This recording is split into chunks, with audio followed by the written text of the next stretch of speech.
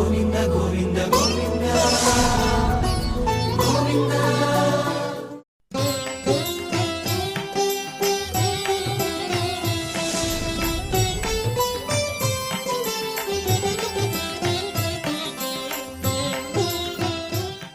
గురుర్బ్రహ్మా గురుర్విష్ణుః గురుర్దేవో మహేశ్వరః గురుః సాక్షాత్ పరం బ్రహ్మ తస్మై శ్రీ గురవే నమః. సుగ్రీవాదియుతం శ్రీశం భస్మాంగావృతమీశ్వరం మహేశ్వర సమం ధ్యాయేత్ కిష్కింధాకాండ ఉత్తమే. శ్రీరామచంద్ర పరబ్రహ్మణే నమః. అథ శ్రీమద్ రామాయణే ఆదికావ్యే కిష్కింధాకాండే దశమః సర్గః. ఏవముక్తస్తు తేజస్వీ ధర్మజ్ఞో ధర్మసంహితం వచనం వక్తుమారేభే సుగ్రీవం ప్రహసన్నివ. రామచంద్ర ప్రభువు వాలికి సుగ్రీవునికి ఏ విధంగా శత్రుత్వం వచ్చింది అని అడిగాడు. ఆ విషయాన్నంతటినీ కూడా తెలియజేస్తూ ఉన్నాడు సుగ్రీవుడు.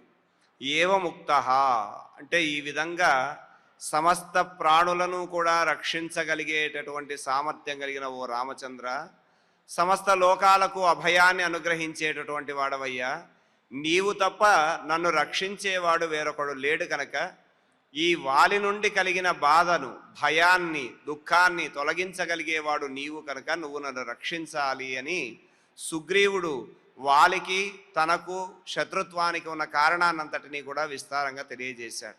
అలా తెలియజేసిన తరువాత ఏవం ఉక్త ఈ విధంగా సుగ్రీవుడు పలికాడు. వాలి నన్ను ద్వేషించి రాజ్యం నుంచి వెడలగొట్టాడు, భార్యను అపహరించాడు, నేను దుఃఖాన్ని పొంది సమస్త భూమండలం అంతా కూడా తిరిగాను, చివరికి ఋష్యమూక పర్వతం మీద చేరానయ్యా. ఇక్కడ హనుమదాది వీరులందరూ మంత్రులందరూ కూడా నాకు సహాయంగా ఉండగా నేను ఇక్కడ రక్షింపబడుతూ ఉన్నాను అనే విషయాన్ని తెలియజేశాడు. ఈ విధంగా తెలియజేసి నీవే నన్ను రక్షించాలి అని ప్రాధేయపడ్డాడు, వేడుకున్నాడు. అలా వేడుకున్నాక ధర్మజ్ఞ తేజస్వీ సహ ప్రహసన్నివ. ఎప్పుడు కూడా ఈ మిత్రధర్మంలో ఉన్నది ఏమిటి అంటే రామచంద్ర ప్రభు ఒక చిన్న చిరునవ్వు నవ్వుతాడు. చిరునవ్వు ఎందుకయ్యానంటే అవతల వాడి దుఃఖాన్ని తొలగించి వాడికి ధైర్యాన్ని కలిగించడం కోసం తాను చెబుతున్నటువంటి మాటలు, ఆ చిరునవ్వుతో కూడిన మాటలు ఎదుటి వానికి ధైర్యాన్ని కలిగిస్తాయి కనుక ధర్మజ్ఞ ధర్మము తెలిసినటువంటి వాడు, తేజస్వి తేజోసంపన్నుడైనటువంటి రామచంద్ర ప్రభువు ప్రహసన్నివ సుగ్రీవం ధర్మ సంహితం వచనం ఆరభే. అక్కడ చిన్న నవ్వుతో, ఆ చిరునవ్వుతో రామచంద్ర ప్రభు సుగ్రీవునితో ఈ విధంగా మాట్లాడుతూ ఉన్నాడు అని చెప్పి మహర్షి అంటూ ఉన్నారు. అంటే వాలికి సంబంధించిన వృత్తాంతం అంతా కూడా రామచంద్ర ప్రభువుకు తెలియజేశాడు.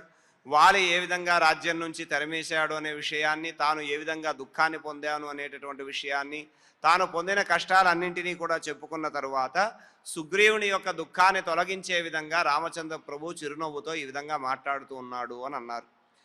అమోఘా సూర్య సంకాశాః మమైతే నిశితాశరాః తస్మిన్ వాలిని దుర్వృత్తే నిపతిష్యంతి వేగితాః. సుగ్రీవునికి ధైర్యాన్ని కలిగించాలి. ఆ ధైర్యం ఎలా కలుగుతుంది అనంటే వాలిని సంహరిస్తాననేటటువంటి మాట చెప్పున్నాడు కనుక వాలి సంహారం నిశ్చయము, వాలి మరణం అనేది నిర్ణయించబడిందయ్యా, నువ్వు బెంగపడకు అని చెప్పి అంటున్నాడు. ఎలా అనంటే అమోఘాః సూర్య సంకాశాః వృషాన్వితాః అంటే వ్యర్థం కానటువంటివి, అమోఘమైనటువంటివి, సూర్యుని తేజస్సుతో సమానమైనటువంటివి. అలాగే రుషా అన్వితాః నా కోపముతో కూడుకున్నటువంటివి. ఎందుకంటే సుగ్రీవుని బాధ వినగానే రామచంద్ర ప్రభువు కళ్ళు ఎర్రబడ్డాయి. వాలి యొక్క అధర్మం కారణంగా సుగ్రీవుడు పొందినటువంటి కష్టాన్ని విన్నటువంటి వాడై వాలిని సంహరిస్తాను అని చెప్పడం కోసం తన బాణములు నిశితాః ఇమేమే శరాః దుర్వృత్తే తస్మిన్ వాలిని పతిష్యంతి అంటే తీక్ష్ణమైనటువంటి బాణములు.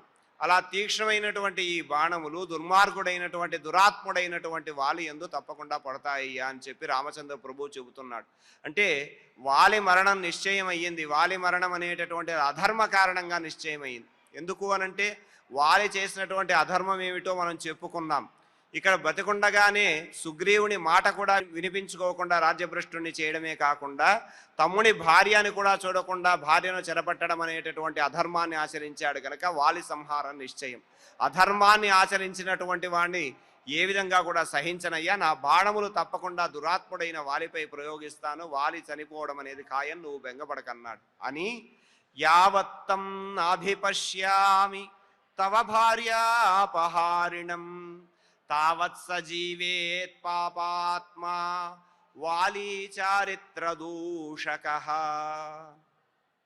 తవ భార్యాపహారిణం తం యావత్న అభిపశ్యామి. ఇక్కడ సుగ్రీవునికి గొప్పగా ధైర్యాన్ని కలిగించే మాటను చెబుతున్నాడు. నీ భార్యను అపహరించినటువంటి ఆ వాలిని ఎంతవరకైతే నేను చూడనో, వాడు నా కంట పడడో అంతవరకు మాత్రమే తావత్ పాపాత్మా చారిత్ర దూషకః సహ వాలి జీవేత్.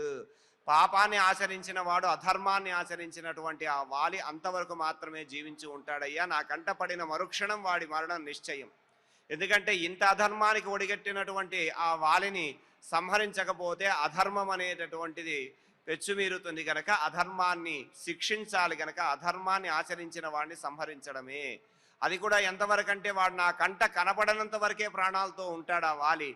వాలి ఒకసారి కంటపడ్డాడా ఇక వాడికి మరణ నిశ్చయము అని చెప్పి ఆ దురాత్ముడైన వాలి నాకు కనపడనంత వరకే ప్రాణాలతో ఉంటాడు, నువ్వు దాని గురించి ఆలోచించవలసినటువంటి అవసరం లేదు, నీవు ధైర్యంగా ఉండు, వాలి కనిపించిన మరుక్షణం అతని మరణం నిశ్చయము అని చెప్పి రామచంద్ర ప్రభు చెబుతూ ఉన్నాడు. అలా చెబుతూ ఆత్మానుమానాత్ పశ్యామి భగ్నం త్వాం శోకసాగరే త్వామహం తారయిష్యామి కామం ప్రాప్స్యసి పుష్కలం. ఎందుకు ఈ మాట అంటున్నాడు రామచంద్ర ప్రభువు అనంటే సుగ్రీవుడు పొందినటువంటి కష్టమేమిటో తాను కూడా అదే కష్టాన్ని పొంది ఉన్నాడు, అదే కష్టాన్ని అనుభవిస్తూ ఉన్నాడు కనుక తాను ఎలాంటి దుఃఖంలో ఉన్నాడో సుగ్రీవుడి యొక్క దుఃఖాన్ని కూడా అర్థం చేసుకోగలడు. ఎందుకంటే తాను అటువంటి కష్టాన్ని అనుభవిస్తున్నాడు కనుక, ఆ కష్టము తెలిసినటువంటి వాడు కనుక ఆ కష్టాన్ని తెలిసినటువంటి రామచంద్ర ప్రభు సుగ్రీవుడి యొక్క దుఃఖాన్ని తెలుసుకోగలడు. అందుకే అన్నాడు త్వం శోకసాగరే మగ్నః, నీవు శోకసాగరంలో మునిగి ఉన్నావు, అటువంటి నిన్ను ఆత్మానుమానాత్ పశ్యామి త్వామహం తారయిష్యామి. ఎందుకంటే సీతమ్మ తల్లి రావణుని చేత అపహరించబడింది, రావణుడు అపహరించి తీసుకొని వెళ్ళాడు గనక భార్యా వియోగం ఎలా ఉంటుందో ఆ దుఃఖం ఏమిటో రామచంద్ర ప్రభు అనుభవిస్తున్నాడు కనుక తాను సుగ్రీవుడు చెప్పినటువంటి మాటలు విని సుగ్రీవుడి యొక్క కష్టాన్ని తన యొక్క కష్టముతో పోల్చి తాను ఆ దుఃఖాన్ని తెలుసుకున్నటువంటి వాడై త్వామహం తారయిష్యామి, నిన్ను తప్పకుండా ఈ దుఃఖసాగరం నుంచి రక్షిస్తానయ్యా, పుష్కళం కామం ప్రాప్స్యసి. అంటే నీ రాజ్యం ఏదైతే ఉన్నదో పరిపూర్ణమైనటువంటి పుష్కళము అని అంటే పరిపూర్ణమైనటువంటి రాజ్యం, ఆ సమస్తమైనటువంటి కిష్కిందా సామ్రాజ్యాన్ని నువ్వు తప్పకుండా పొందుతావు, వాలి సంహారం నిశ్చయం అవుతుంది, అధర్మాన్ని ఆచరించినటువంటి వాడు నశింపబడతాడు కనుక నీకు రాజ్యప్రాప్తి కలుగుతుంది అని ధైర్యవచనాలు చెబుతూ భార్యను కోల్పోయిన దుఃఖం ఏమిటో నాకు తెలుసు, నేను అనుభవిస్తున్నాను కనుక నీ దుఃఖాన్ని గ్రహించాను, నీకు తప్పకుండా సహాయం చేస్తాను, ఇది నా మిత్రధర్మం అయ్యా అని చెప్పి రామచంద్ర ప్రభు చెబుతూ ఉన్నాడు. చెబుతూ అలా శోకాన్ని దాటించి రాజ్యప్రాప్తి కూడా నీకు కలిగిస్తాను అని రామచంద్రుడు అంటూ ఉన్నాడు. ఆ మాట ఎప్పుడైతే అన్నాడో తస్య తద్వచనం శ్రుత్వా రాఘవస్యాత్మనోహితం సుగ్రీవ పరమ ప్రీతః సుమహద్వాక్యమబ్రవీత్. రామచంద్రుడు ఈ విధంగా వాలి మరణిస్తాడు, నా బాణములు తీక్ష్ణమైనటువంటివి, ఆ బాణముల చేత వాలి యొక్క మరణం నిశ్చయము, నా కంట పడేంత వరకే వాలి బతికుంటాడు అన్న మాటలు ఏవైతే చెప్పాడో ఆ మాటలు విని తస్య అంటే ఆ రామచంద్రుని యొక్క మాటలు ఎలా ఉన్నాయి అంటే హర్ష పౌరుషవర్ధనం, ఆనందాన్ని కలిగిస్తున్నాయి, పౌరుషాన్ని కలిగిస్తూ ఉన్నాయి. అలాంటి చక్కటి మాటలు మాట్లాడాడు రామచంద్ర ప్రభువు. తద్వచనం శ్రుత్వా, ఆ వాక్యములు విని సుగ్రీవ పరమప్రీత, చాలా ఆనందం కలిగింది. తాను ఏదైతే కోరుకున్నాడో రామచంద్ర ప్రభు అది చేస్తానన్నాడు.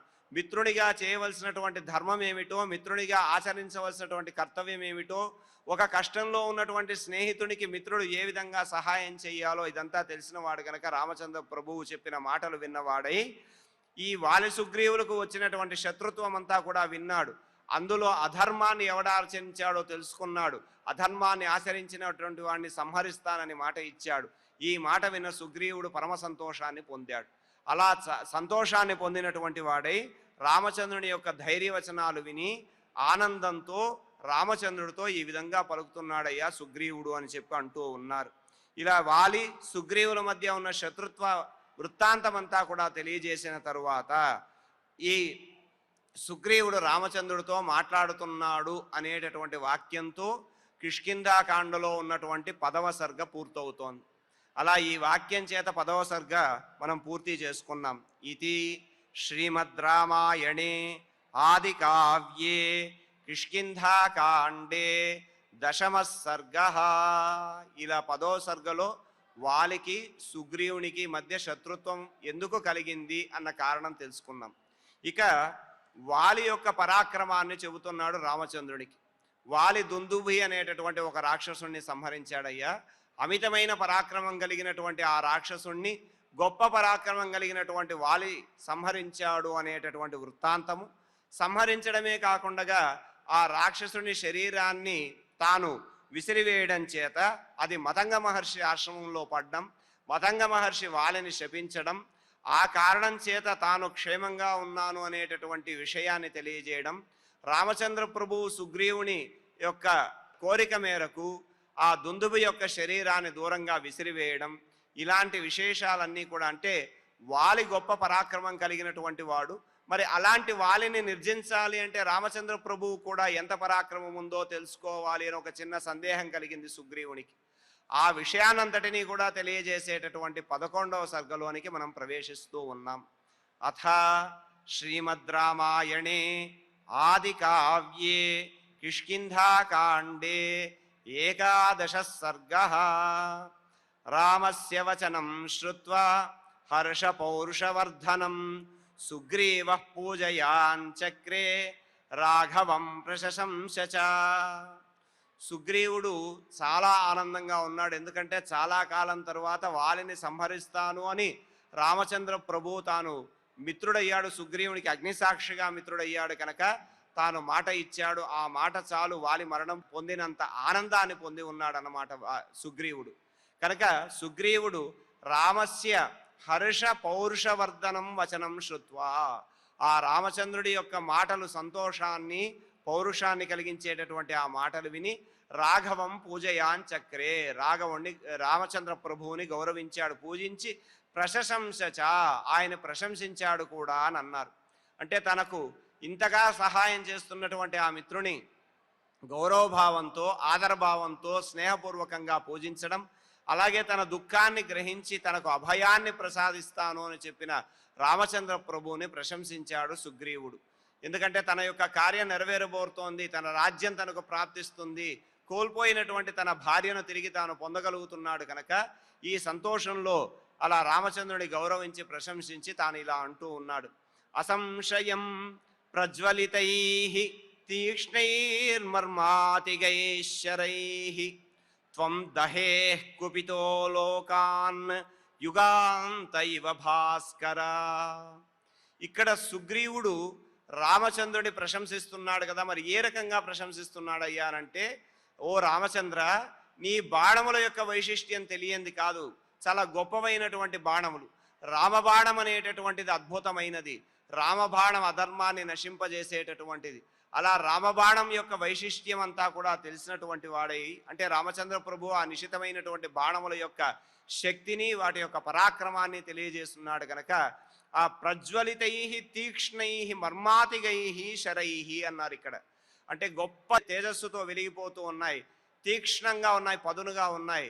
అలాగే మర్మస్థానములు భేదించగలిగేటటువంటి శరై, ఆ బాణములు ఏవైతే ఉన్నాయో ఆ బాణములు నీవు చేతబట్టి కోపించి, కుపితః త్వం, నీవు గనక యుద్ధంలో కోపించి నిలబడితే ఎలా ఉంటావయ్యా అంటే యుగాంత ఇవ భాస్కరః అని అన్నాడు. ప్రళయకాలంలో సూర్యుడు ఎలాగైతే ఉంటాడో అలా రామచంద్ర ప్రభువు కోపిస్తే ఆ విధంగా ఉంటాడు అని సుగ్రీవుడు చెబుతూ ఉన్నాడు యుద్ధంలో. అంటే ప్రళయకాలంలో ఉన్నటువంటి ఆ సూర్యుడు ఎలాగైతే లోకాన్ దహేహే, ఆ లోకాలన్నింటినీ కూడా దహించి వేస్తాడు ప్రళయకాలంలో ఉన్నటువంటి సూర్యుడు. అలా ప్రళయకాలంలో ఉన్నటువంటి సూర్యుడిలాగా ఈ ప్రళయకాలంలో సూర్యుడికి సంవర్తక సూర్యుడు అని పేరు. ఆ సంవర్తక సూర్యుడు ఏం చేస్తాడయ్యా అనంటే భయంకరమైనటువంటి ఆ కిరణములు ఏవైతే ఉన్నాయంటే సాధారణంగా సూర్యకిరణాల నుంచి వచ్చేటటువంటి వేడి తట్టుకోవడమే కష్టం.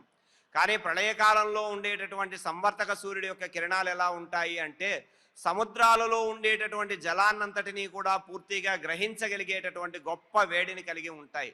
అలా సముద్రంలో ఉండేటటువంటి నీటినే కాదు, జీవులలో శరీరంలో ఉండేటటువంటి చైతన్యము రసం ఏదైతే ఉందో ఆ జీవరసాన్నంతటినీ కూడా లాగేస్తాడట. అలాగే భూమిలో ఉండేటటువంటి జలసారం అంతా కూడా పీల్చేస్తాడు. ఈ విషయం అంతా కూడా మనకు భాగవత గ్రంథంలో ప్రళయకాలంలో ఉండేటటువంటి సూర్యుడి యొక్క వర్ణన మనకు చక్కగా కనిపిస్తుంది. అలాగే విష్ణు పురాణాన్ని చూస్తే విష్ణు పురాణం ఒక మాట ఉంటుంది, ఆ ప్రళయకాలంలో సూర్యుడు తాను 7 రూపాలుగా 7 సూర్యులుగా విభజించబడి అలా 7 రూపాలుగా ఉన్నటువంటి ఆ 7 సూర్యుల యొక్క తీక్ష్ణమైనటువంటి తేజస్సు చేత సమస్త భూమి అంతా కూడా అగ్నిలాగా దహించక వేస్తుంది అని అంటాడు. అలా భూమండలం అంతా కూడా అత్యంత భయంకరమైనటువంటి అగ్ని జ్వాలలు కమ్మితే ఎలా ఉంటాయో అంత వేడితో వాటిని అన్నింటినీ కూడా లాగేస్తాడట. అలాంటి ప్రళయంలో ఉండేటటువంటి సూర్యుడు ఎలా ఉన్నాడో రామచంద్ర ప్రభు యుద్ధంలో నిలబడితే అలా ఉంటాడయ్యా అని అన్నాడు. వాల్మీకి మహర్షికి నారదుడు రామచంద్రుడి యొక్క లక్షణాలు చెబుతాడు. చెప్పి రామచంద్రుడి యొక్క గుణగణాలన్నింటినీ కూడా చెబుతూ కోపం కలిగితే ఆయన ఎలా ఉంటాడయ్యా అనంటే కస్య బిభ్యతి దేవాశ్చ జాతరోషస్య సంయుగే అని అంటాడు. అంటే ఆయనకు గనక కోపం వచ్చి యుద్ధంలో నిలబడితే దేవతలు సైతం భయపడతారయ్యా, అంతటి గొప్ప ఆగ్రహాన్ని కలిగి ఉన్నటువంటి వాడు రామచంద్ర ప్రభువు. ఆయన చేత ధనుర్బాణాన్ని ధరించి రామచంద్రుడు యుద్ధంలో నిలిస్తే ఆ చేతిలో ఉన్నటువంటి బాణము, ఆ ధనుష్టంకారము, ఆయన చాపము నుంచి వచ్చేటటువంటి ఆ బాణము, తీక్ష్ణమైనటువంటి ఆ బాణములు, వీటిని చూసి కుపితుడైనటువంటి రామచంద్రుని చూసి దేవతలు సైతం భయపడతారని అంటాడు. అంటే ఆయన సాధారణంగా ఎటువంటి వాడయ్యా అంటే జితక్రోధ అని ఒక మాట చెప్పి, అంటే క్రోధాన్ని జయించినటువంటి వాడు. మరి కోపం రాదు రామచంద్ర ప్రభు, కానీ అధర్మం జరిగితే అధర్మాన్ని శిక్షించవలసినటువంటి సందర్భమే వస్తే తాను యుద్ధంలో నిలిస్తే అధర్మాన్ని జయించడం కోసం ఆ అధర్మాన్ని జయించేటటువంటి యుద్ధంలో రామచంద్ర ప్రభు గనక కోపిస్తే తాను ఎలా ఉంటుంది అనంటే ప్రళయకాలంలో తీవ్రమైన తేజస్సుతో భయంకరమైన కిరణాలతో సూర్యుడు లోకాలను దహించినటువంటి విధంగా రామచంద్రుడి యొక్క కోపము లోకాలన్నింటినీ కూడా దహింపజేస్తాడు. తన యొక్క కోపంతో ఈ లోకాన్నంతటినీ కూడా దహింపజేయగలిగేటటువంటి శక్తి సామర్థ్యాలు కలిగినటువంటి వాడు అని ఇక్కడ సుగ్రీవుడు రామచంద్రుడి యొక్క పరాక్రమాన్ని తెలిసినటువంటి వాడే చెబుతున్నాడు.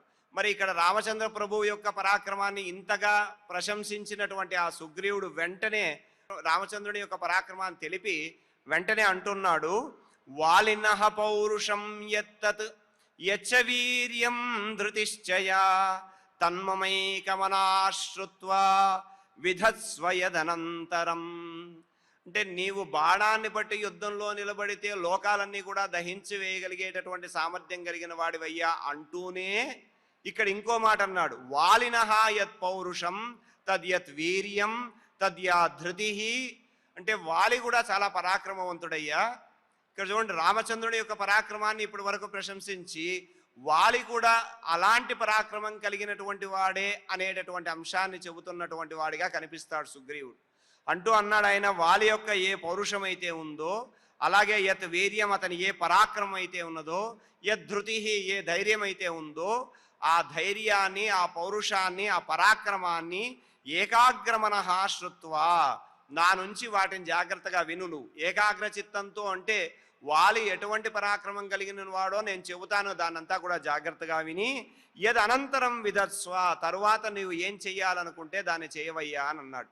అంటే నీవు గొప్ప పరాక్రమం కలిగినటువంటి వాడవే, నీ పరాక్రమం ముందర లోకాలన్నీ కూడా నిలవలేవు, కానీ వాలి కూడా పరాక్రమం కలిగినటువంటి వాడే, కాబట్టి వాలి యొక్క పరాక్రమాన్ని నీకు తెలియజేస్తానయ్యా అని అంటున్నాడు. అంటే ఒకవైపు ఏమో ఇక్కడ రామచంద్రుని యొక్క పౌరుషాన్ని, రామచంద్రుడి యొక్క పరాక్రమాన్ని కీర్తిస్తూ, మరోవైపు వాలికి ఉన్నటువంటి పౌరుష పరాక్రమ ధైర్యాలు ఏమిటో తెలియజేస్తూ ఉన్నాడు అనమాట. అంటే రామచంద్ర ప్రభువు వాలిని నిగ్రహించగలడా లేడా అనే చిన్న సందేహం ఆయనలో బయలుదేరింది. అలాంటి ఆ సందేహం బయలుదేరడంతో ఆయన అన్నాడు, ఏ ఉపాయం అయితే నీవు ఆలోచించి, అంటే నేను చెప్పిందంతా కూడా విను, వాలి పరాక్రమం ఏమిటో తెలుసుకో, వాలి ధైర్యం ఏమిటో తెలుసుకో. అలా వాలి ధైర్యాన్ని, పరాక్రమాన్ని, దీన్నంతటినీ కూడా తెలుసుకున్నటువంటి వాడవై తరువాత సావధానంగా ఆలోచించుకొని, ఇక్కడ అదే మాట అన్నాడు, యత్ అనంతరం విదత్స్వ, అంటే నీ పరాక్రమం నాకు తెలుసయ్యా, మరి వాలి పరాక్రమాన్ని కూడా తెలుసుకొని నీవు వాలి పరాక్రమం విన్న తరువాత ఏ ఉపాయాన్ని ఆచరించడం ద్వారా నా శత్రువైనటువంటి వాలి చంపబడతాడో ఆ ఉపాయాన్ని జాగ్రత్తగా ఆలోచించి వాలిని సంహరించు అని అన్నాడు. అంటే వాలి పరాక్రమం తెలిసినటువంటి వాడు సుగ్రీవుడు. ఇప్పటి వరకు వాలి యొక్క పరాక్రమాన్ని అంతటినీ చూశాడు, ఆయన బలాబలాలు ఏమిటో తెలిసినవాడు. కానీ రామచంద్ర ప్రభు యొక్క బలాన్ని ఇంతవరకు చూడలేదు కనుక ఆ రకంగా కొద్దిగా సందేహం కలిగినటువంటి వాడై రామచంద్ర ప్రభువుతో ఈ విధంగా మాట్లాడాడు సుగ్రీవుడు అని చెప్పి ఇక్కడ ఆ విషయాన్నంతటినీ కూడా చెబుతూ ఉన్నారు. అలా సుగ్రీవుడు తెలుపుతున్నటువంటి వాలి వృత్తాంతం ఏదైతే ఉందో ఆ వాలి వృత్తాంతాన్ని తెలియజేసే శ్లోకాలు మనం చక్కగా పారాయణ చేసుకుందాం. ఏవముక్తస్తు తేజస్వీ ధర్మజ్ఞో ధర్మ సంహితం వచనం వక్తుమారేభే సుగ్రీవం ప్రహసన్నివ అమోఘాః సూర్యసంకాశాః మమైతే నిశితాశరాః తస్మిన్ వాలిని దుర్వృత్తే నిపతిష్యంతి వేగితాః యావత్తం నాభిపశ్యామి తవ భార్యాపహారిణం తావత్ సజీవేత్ పాపాత్మా వాలీ చారిత్రదూషకః ఆత్మానుమానాత్ పశ్యామి భగ్నం త్వాం శోకసాగరే త్వామహం తారయిష్యామి కామం ప్రాప్స్యసి పుష్కలం తస్య తద్వచనం శ్రుత్వా రాఘవస్యాత్మనో హితం సుగ్రీవః పరమప్రీతః సుమహద్వాక్యమబ్రవీత్. ఇతి శ్రీమద్ రామాయణే ఆదికావ్యే కిష్కింధాకాండే దశమః సర్గః. అథ శ్రీమద్ రామాయణే ఆదికావ్యే కిష్కింధాకాండే ఏకాదశః సర్గః. రామస్య వచనం శ్రుత్వా హర్షపౌరుషవర్ధనం సుగ్రీవః పూజయాञ्चक्रे రాఘవం ప్రశశంస చ అసంశయం ప్రజ్వలితైః తీక్ష్ణైర్మర్మాతిగైః శరైః త్వం దహేః కుపితో లోకాన్ యుగాంత ఇవ భాస్కరః వాలినః పౌరుషం యత్తత్ యచ్చ వీర్యం ధృతిశ్చ యా తన్మమైకమనాశ్రుత్వా విధత్స్వ యదనంతరం. ఇతి శ్రీమద్ రామాయణే ఆదికావ్యే కిష్కింధాకాండే ఏకాదశే సర్గే శ్లోకత్రయం. ఈ విధంగా చక్కగా శ్లోకాలను పారాయణ చేసుకున్నాం. క్షమాప్రార్థనాలతో మంగళాంతంగా ఈ కార్యక్రమాన్ని పరిపూర్ణం చేసుకుందాం. యదక్షరపదభ్రష్టం మాత్రాహీనం చ యద్భవేత్ తత్సర్వం క్షమ్యతాం దేవ నారాయణ నమోస్తుతే. కాయేన వాచా మనసేంద్రియైర్వా బుద్ధ్యాత్మనా వా ప్రకృతే స్వభావాత్ కరోమి యద్యత్ సకలం పరస్మై నారాయణాయేతి సమర్పయామి. శ్రియకాంతాయ కళ్యాణ నిధయే నిధయేర్తినాం శ్రీవేంకటనివాసాయ శ్రీనివాసాయ మంగళం.